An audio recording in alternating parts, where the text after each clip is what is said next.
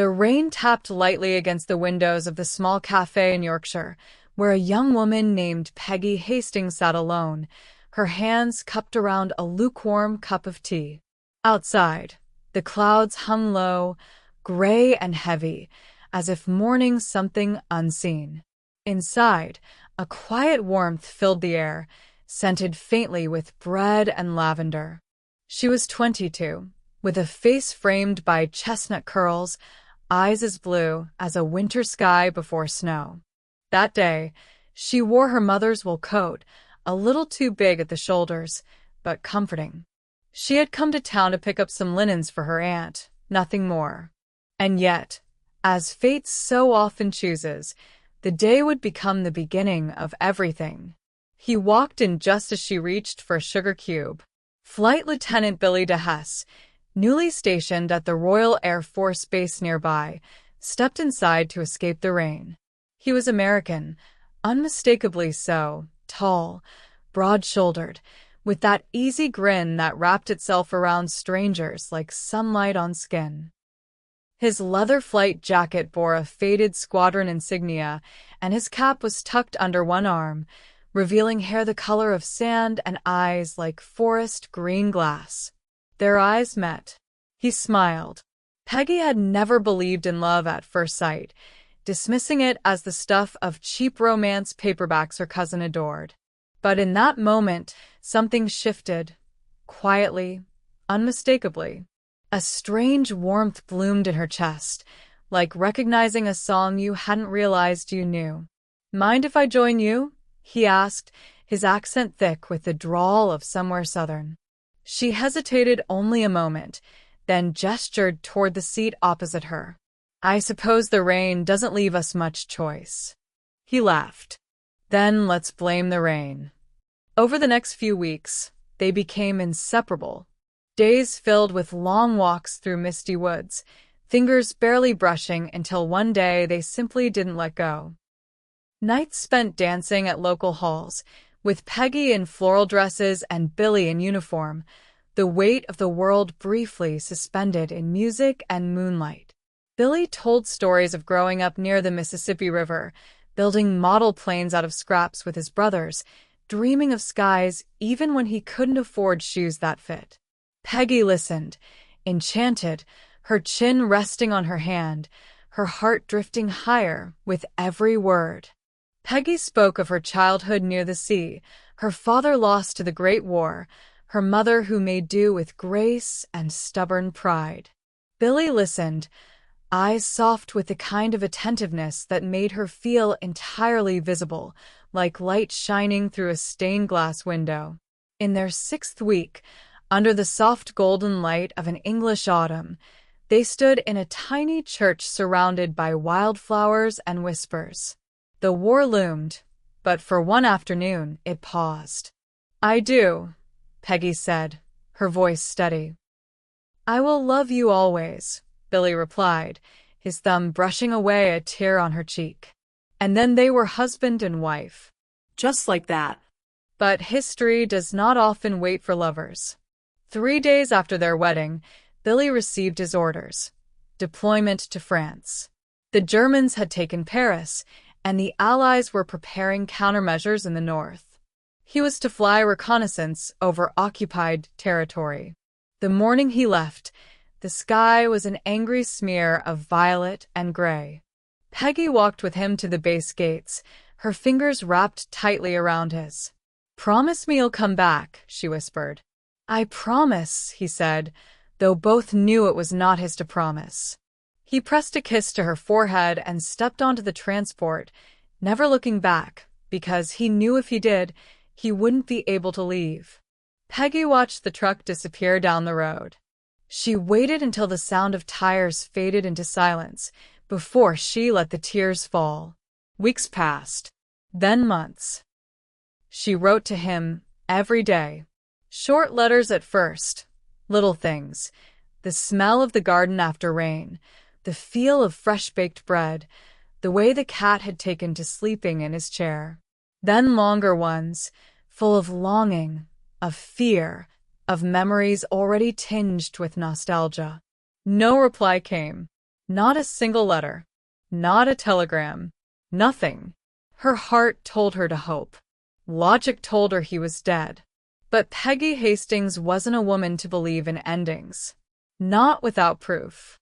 By the time the war ended, for years later, she had aged decades in grief. She wore her wedding ring still, now on a chain around her neck.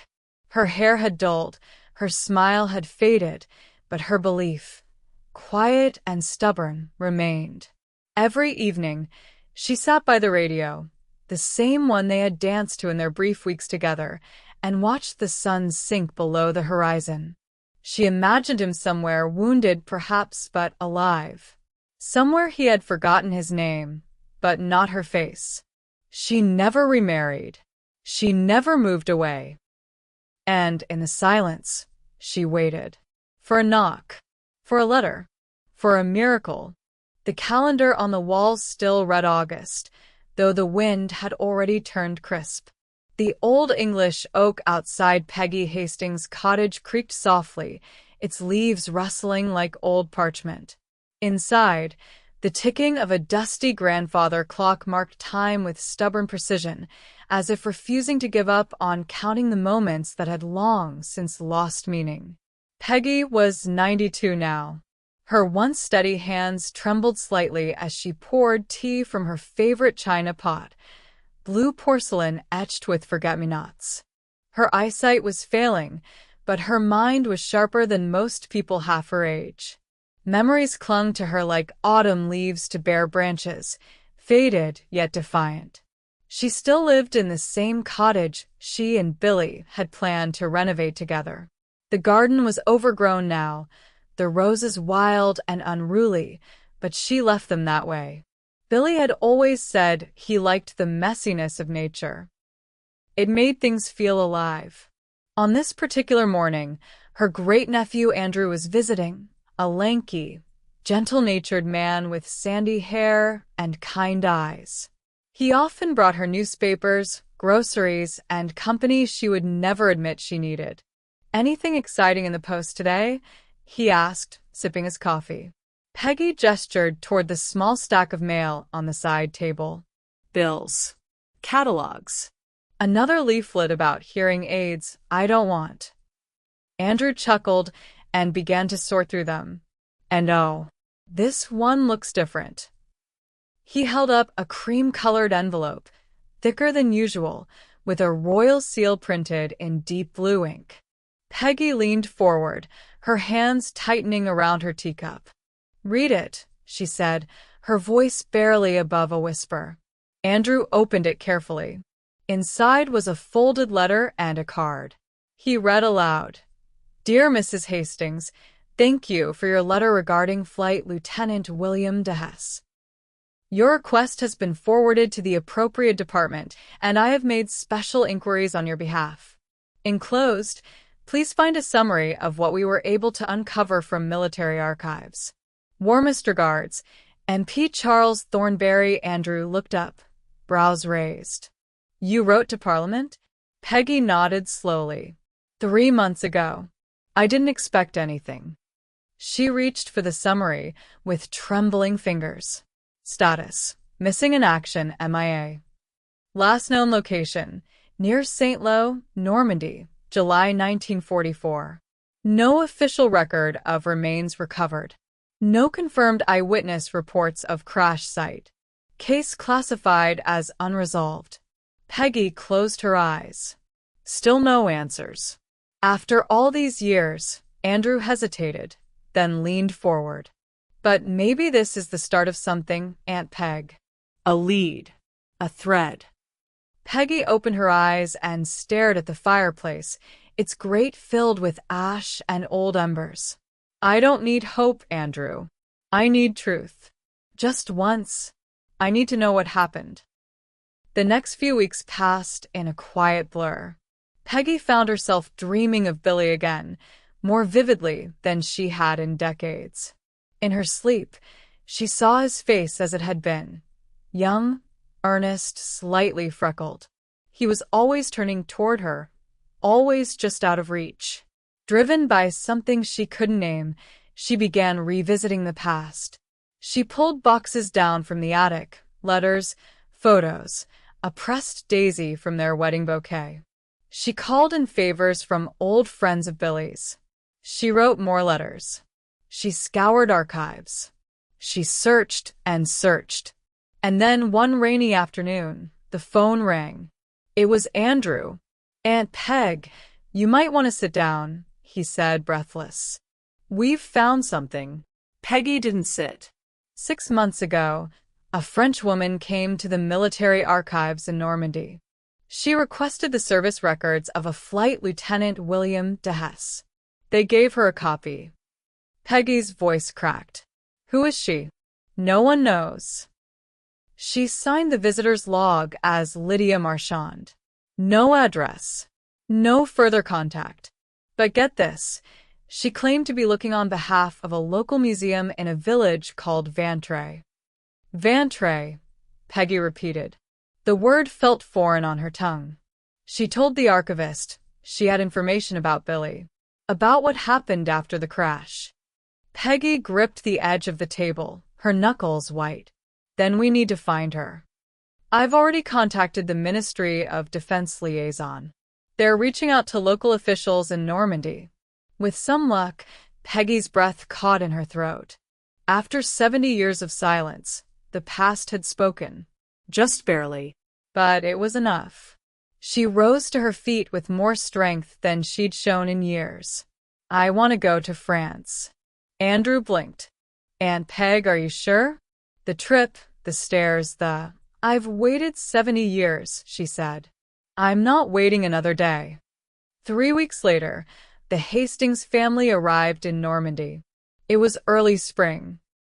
The fields were green with new life, but the air still held a trace of winter chill. Peggy wore her best navy coat and a silk scarf embroidered with swallows. She moved slowly, aided by Andrew's arm, but her eyes were alive with purpose. When they arrived in Vantray, the villagers were already gathered in the square. Children held small flags. Old men wore medals. Women clutched photographs and flowers. A banner hung across the church steps, "Bienvenue, Madame Hastings." Peggy stared at the scene, overwhelmed. "What is this?" A woman stepped forward, tall, with silver hair braided into a crown around her head. She held out her hands. "Je suis Lydia Marchand," she said. "You must come. There is so much I must tell you." Peggy took her hand. Behind her, Andrew wiped a tear from his cheek. And the church bells began to ring. The room smelled faintly of beeswax and old paper. Lydia Marchand's home, nestled on the edge of the village, was part library, part sanctuary. Photographs lined the walls, black and white images of farmers in muddy boots, schoolchildren in tidy uniforms, and one particular photo that made Peggy stop mid-step. It was of a young man in uniform, smiling in a way that seemed somehow eternal. "Billy." Peggy's breath hitched. "He crashed just beyond the orchard," Lydia said gently, following her gaze. "Behind the ridge. July 18th, 1944. Peggy turned, eyes wide. "He crashed?" Lydia nodded.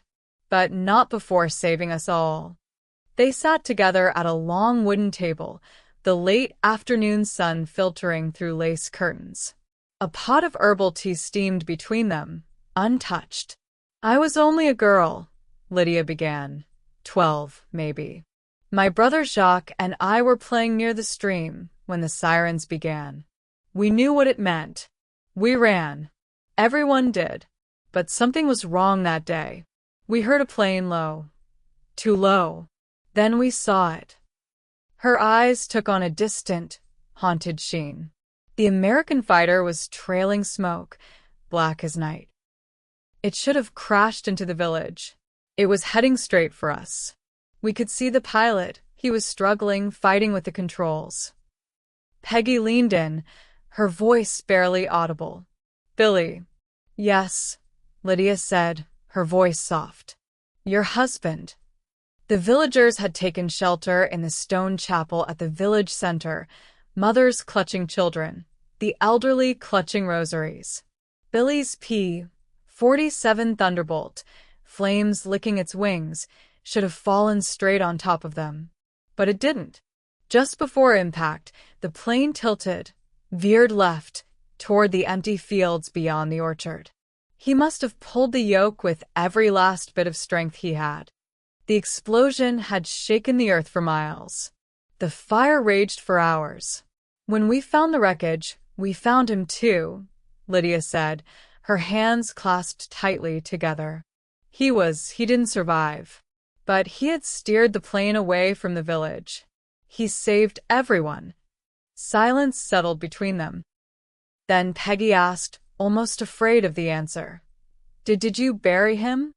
Lydia nodded. The men of the village carried him to the hill. We gave him a hero's funeral. Our priest, Father Andre, insisted. We couldn't let him be forgotten. They walked together up a winding path behind Lydia's house, toward a small rise where the wind swept gently through tall grass. There, beneath a tree heavy with white blossoms, stood a stone marker. Simple. Weathered. Reverent. Flight Lieutenant William de Hesse, July 18, 1944, he gave his life so that others might live. Peggy sank to her knees, one hand resting against the cool stone. I always thought he just disappeared, she whispered. But he was here. All this time he was here. We never knew his name, Lydia said. Until 10 years ago, when a local historian began researching Allied crash sites. That's when I found the match. I wrote to the military records office. They wouldn't release anything, but I kept looking. And you found him, Peggy said, tears blurring her vision. No, Lydia replied gently. You did. You never stopped looking. And now, you've brought him home in a way none of us could. Later that evening, the village held a gathering in the square. Candles were lit, children sang in trembling voices, and an old man read aloud from a journal kept by the town's former mayor. He was an angel in a thunderstorm, it read. The American with the burning wings.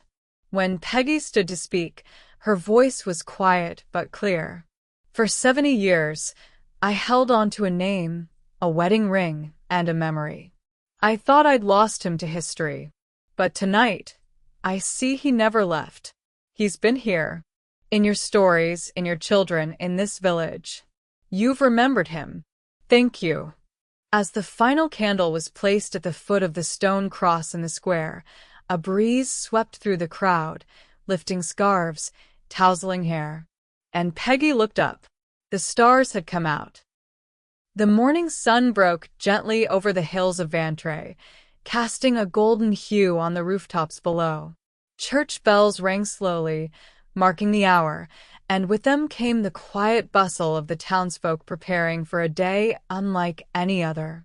Today, they would honor the man who had saved them, the one whose name they had spoken for decades, not knowing if he had ever heard their gratitude. Peggy awoke in the guest room of Lydia's cottage. A thin stream of sunlight sliced through the curtains and landed across a dresser adorned with yellow roses. The room had once belonged to Lydia's parents. The bed, though firm, felt like a cradle, holding Peggy in the warmth of long-forgotten memories. Her joints protested as she rose, but there was a certain lightness in her chest, a sensation she hadn't felt in years. It was strangely peace. Outside, the village square had transformed overnight.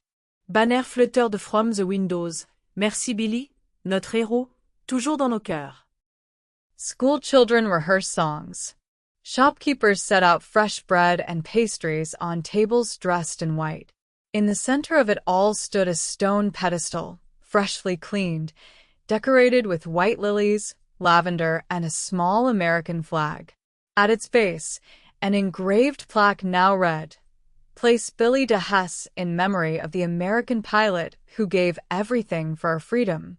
Peggy walked slowly into the square, leaning on Andrew's arm. Her arrival was met with quiet reverence. No applause, no speeches, just eyes, wet with tears, full of recognition.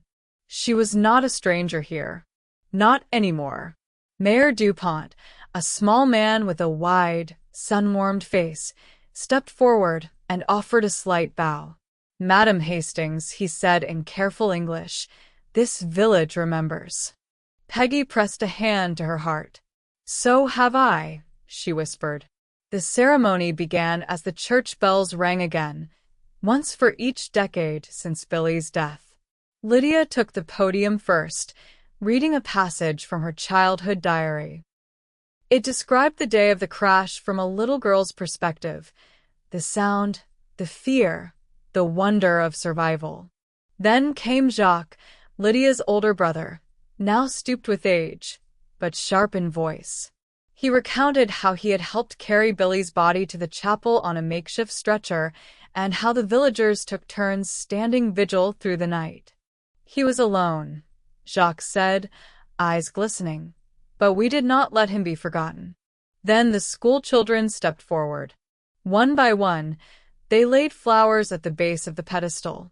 A young boy recited a poem written by his grandfather, a tribute to the pilot with fire in his wings and courage in his heart. As the last child placed a rose, the entire village stood in silence, heads bowed. Peggy wept openly, not from sorrow, but from something deeper, recognition, release, a kind of homecoming. Later, the villagers invited Peggy to the small museum near the chapel. Inside was a new exhibit, The American Who Saved Vantray. There were photographs of Billy, some official military portraits, some grainy and mysterious, taken from afar on the airfield, likely traded among young French women who admired the American pilots.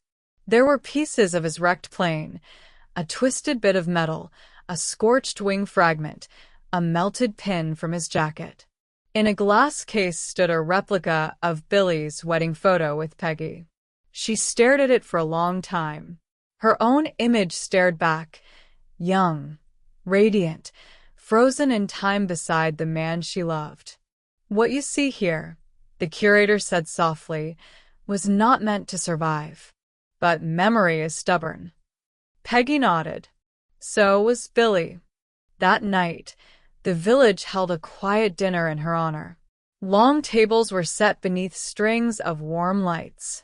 The food was simple: fresh cheeses, roasted vegetables, fish caught that morning. Wine flowed like laughter, and as the sun dipped below the fields, villagers shared stories about Billy, some factual, some likely myth. One man claimed Billy had waved before crashing. Another swore his grandmother saw him smile as the plane went down. A few believed he had whispered a prayer. Peggy didn't interrupt. She let the legends breathe. After all, heroes lived not only in truth, but also in the stories told about them. As the night wore on and candles burned low, Lydia sat beside her. "You brought him back," she said. "No," Peggy replied, placing a hand over her heart. "You all kept him alive. I just finally caught up." The drive to Normandy took nearly 4 hours. They traveled through open countryside, past fields bursting with yellow rapeseed, sleepy stone villages, and silent monuments dotting the hillsides, each one a ghost of war.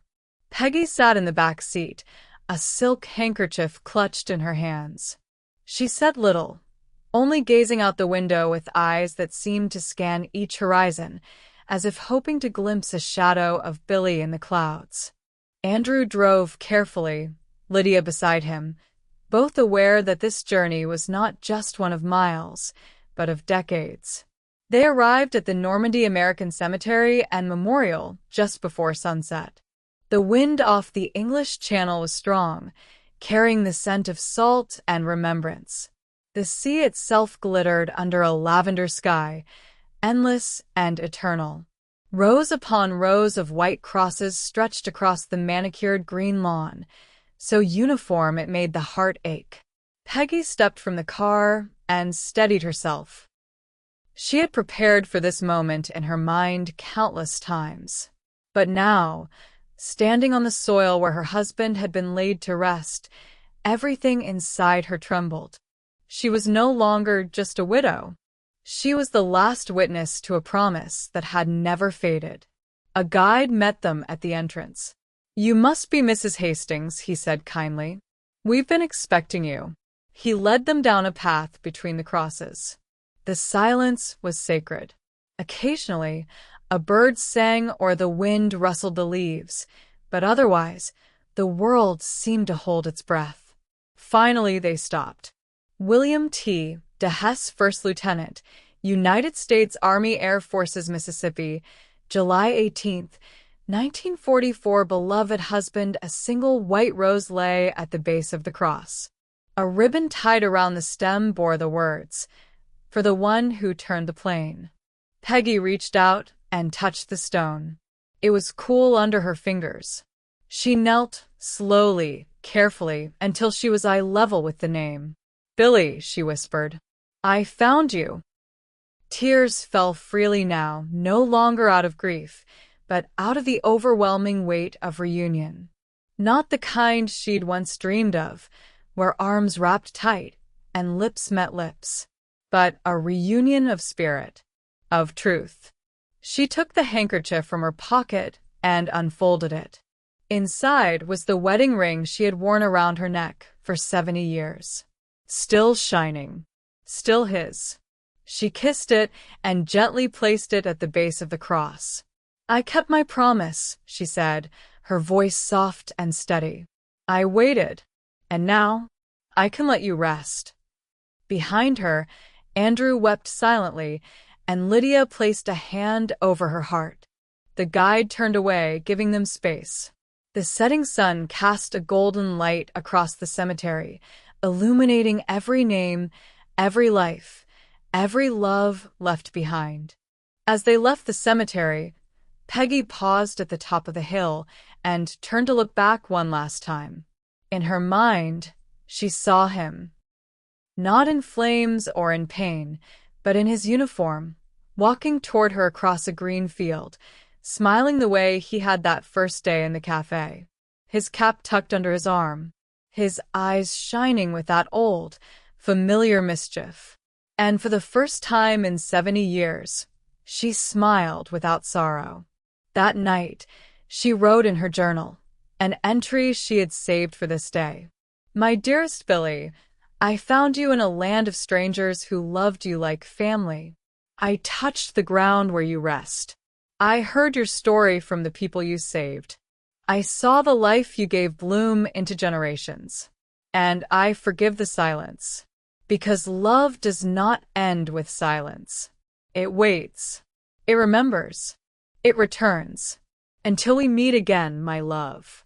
Your Peggy." She closed the book and turned off the lamp. The moonlight filtered through the curtains, and she drifted into sleep with a heart finally at peace. Years passed after Peggy's return from Normandy, but the village of Vantray never forgot her. Each spring, on the anniversary of Billy's sacrifice, the townspeople gathered once more in the square. The ceremony was simple, bouquets of lavender and white lilies laid at the pedestal, school children singing softly in 2 languages, elders lighting candles as dusk fell over the rooftops. Though time moved forward, the shape of remembrance never changed. It remained rooted, steady, and bright, just like the man it honored. Peggy couldn't attend every year. Her body, once defiant, eventually gave in to time's quiet insistence. But her letters arrived like clockwork. Written in her delicate cursive, they carried stories of how the sky in England looked a little more French now, how sometimes she'd see a bird dip low across a field and think of Billy's plane veering left, saving lives to the very end. She wrote of the tea she still drank every afternoon, of the cafe where it all began. And she always ended the same way. "Tell the sky I still remember." In her final year, Peggy's mind began to blur the past with the present. She'd call Andrew by her brother's name. Sometimes, she'd forget what day it was. But never once did she forget Billy. One morning, as the first snow fell gently against her cottage windows, she sat by the fireplace wrapped in a thick shawl. Her journal lay open on her lap. "Do you think he knew?" she asked Andrew, her voice a quiet thread. When the fire rose around him, "Do you think he was afraid?" Andrew looked up from his seat across from her. "No," he said softly. "I think he was thinking of you." She smiled, eyes distant. "I hope he felt loved. I never stopped loving him, not even when the world told me I should." Peggy passed away one spring morning, with sunlight warming her face and the scent of wild daffodils drifting through the open window. On her nightstand lay a letter addressed to Lydia, and beside it, the ring she had placed on Billy's grave all those years ago. She had retrieved it during her second visit to Normandy. "I want to take him with me," she'd said, smiling through tears. "Just until the very end." Lydia received the letter 2 weeks later. It was brief and yet infinite. "My dearest friend, the sky is wide here too. I wonder if Billy is flying across it now, drawing loops in the clouds. If so, tell the children not to be afraid of thunder. That's just him showing off. Thank you for holding his memory in your village, for making space for a foreign love to take root among your own stories. I am leaving now, but don't be sad. Love doesn't end. It only changes shape, and sometimes it becomes sky. Yours always, Peggy." The following year, the village of Ventray unveiled a new addition beside the stone pedestal. A bronze sculpture of a woman, seated on a bench, looking up toward the sky with a gentle, knowing smile. On her lap lay an open journal. At her feet, a small plaque, "Peggy Hastings de Hesse, beloved wife, tireless seeker. The sky remembers." Visitors began arriving from all over, students, historians, couples young and old. Some left flowers. Some left paper cranes. One woman from Chicago left a pair of vintage flight goggles and a note that read, "May every hero find their way home." Lydia, now in her 80s, visited the statue every Sunday. She would sit beside Peggy, whispering news of the village, of Jacques' new great-grandchild, of the school's newest song for the spring memorial. And always, she ended the same way. "We still remember, Peggy. We always will."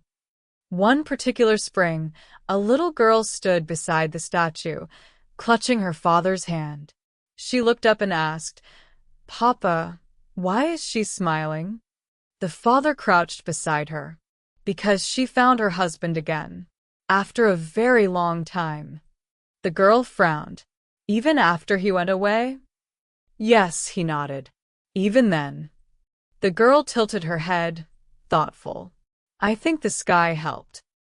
And above them, high and endless and blue, the sky spread wide, carrying the memory of a love that had once burned through war and silence, across oceans and time, and never dimmed. Because the sky does not forget. It remembers. Always.